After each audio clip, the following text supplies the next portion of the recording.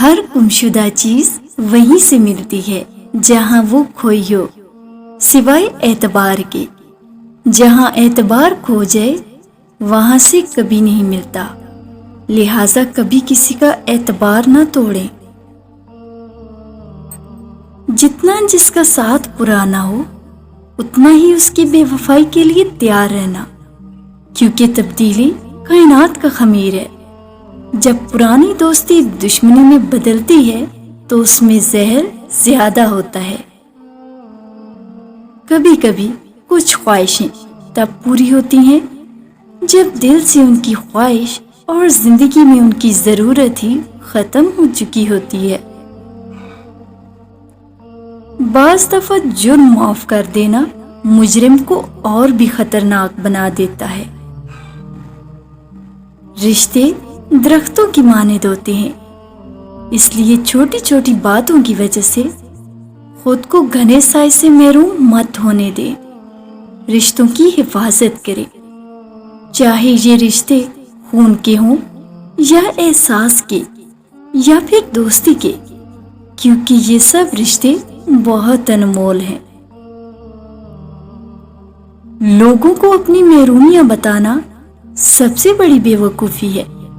لوگ کچھ سیکنڈ کے لیے ہمدردی دکھا کر تم سے بھاگیں گے، کیونکہ لوگ ہمیشہ چمکتی ہوئی چیزوں کی طرف بھاگتے ہیں۔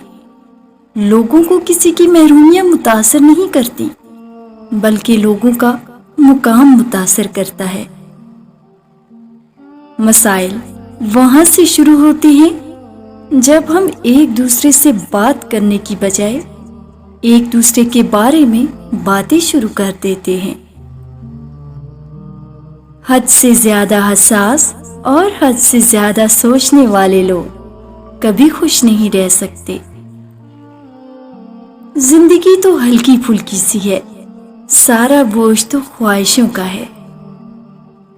جب رویوں کی بدصورتی محسوس ہونے لگے تو اپنے آپ کو کچھ وقت کے لیے خاموش کر لیں، بحث بے تکے مکالمے سے گریز کریں۔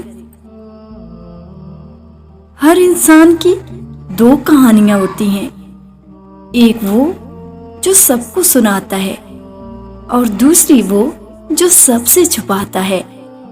حقیقت میں وہی اصل کہانی ہے۔